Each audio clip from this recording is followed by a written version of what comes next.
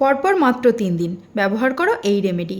তার মধ্যেই ধীরে ধীরে ফেড হতে শুরু করবে তোমার চোখের নিচের কালি, যেটা বৃত্তাকারে ডার্ক সার্কেলের রূপ নিয়েছে। আর এই ডার্ক সার্কেলের একমাত্র ওষুধ হচ্ছে একটা আলু, যেটাকে খোসা ছাড়িয়ে খুব ভালো করে ধুয়ে গ্রেটারের সাহায্যে গ্রেট করে নিয়েছি। এবার হাত দিয়ে চেপে চেপে এর থেকে যতটা সম্ভব রসটা বার করে নিচ্ছি। আমাদের চোখের নিচের ত্বক ভীষণই সেন্সিটিভ এবং পাতলা হয়, তাই আলুর রস দ্বারা কালো এই ডার্ক সার্কেলকে কিওর করা খুব ইজি। নেক্সটের মধ্যে অ্যাড করছি একটা কফির প্যাকেট। ছোট্ট যে কফির প্যাকেটগুলো আছে সেটা একটা গোটাই এর মধ্যে অ্যাড করে নিচ্ছি। নেক্সট ইনগ্রিডিয়েন্ট এর মধ্যে অ্যাড করছি হাফ টিস্পুন মধু।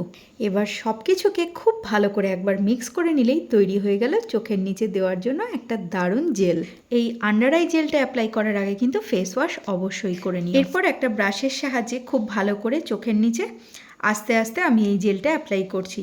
তাড়াহুড়ো একদম করো না, কারণ চোখের মধ্যে চলে গেলে কিন্তু জ্বালা করতে পারে, তাই আস্তে আস্তে এই অ্যাপ্লিকেশনটা করো। আলুর রসের সাথে মিশিয়েছি কফি, যার মধ্যে আছে অ্যান্টিঅক্সিডেন্ট। এটা আলুর রসের সাথে মিশে চোখের তলার কালি আস্তে আস্তে হালকা করতে দারুণভাবে হেল্প করবে।